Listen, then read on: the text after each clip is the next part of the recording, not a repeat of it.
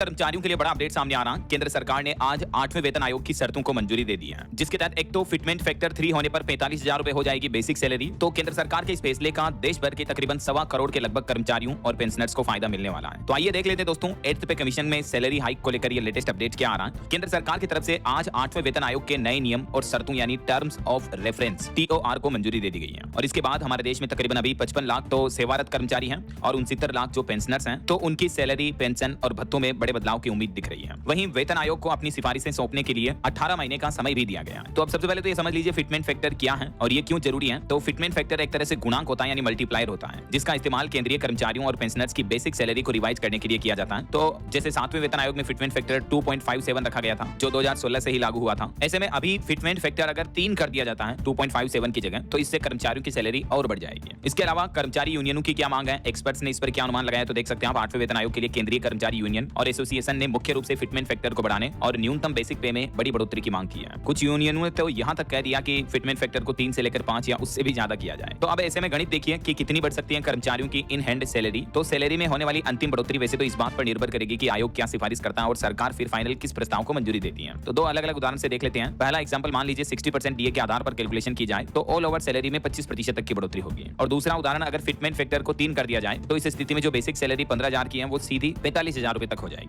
ऐसा ये गणित कैलकुलेशन आप एग्जाम्पल के साथ देख सकते हैं दोनों में। ऐसे में अब एक तो एक्सपर्ट्स का इस मामले पर यह कहना है कि अगर सरकार कर्मचारी यूनियनों की मांग से कम भी फिटमेंट फैक्टर रखती है तो भी सरकारी खर्च में बड़ी बढ़ोतरी होगी, क्योंकि ये जो जैसे नया वेतन आयोग लागू होगा तो उसके बाद वैसे भी बेसिक सैलरी में बढ़ोतरी तो होनी ही है, चाहे किसी भी तरीके से गणित लगाई जाए। तो ऐसे में केंद्र सरकार पर राजस्व का बोझ तो बढ़ेगा। अभी 8वें वेतन आयोग की जो टीम है वो अलग अलग राज्यों का दौरा कर रही है। अभी हाल ही में जम्मू कश्मीर वगैरह भी गई थी, मैंने वगैरह भी आने का प्लान है। तो अलग अलग राज्यों का दौरा करके आयोग की टीम वहां कर्मचारी एसोसिएशन और यूनियनों से मुलाकात कर रही है। कब लागू होगा 8वां वेतन आयोग, तो अभी आयोग ने इसके मेमोरेंडम जमा कराने की आखिरी तारीख 15 जून 2026 तक बढ़ा दिया है। तो अभी तो प्रोसेस चल रही है, अंतिम सिफारिशें जब तक होगी तब तक तो 2027 के पास आने को होगा। तो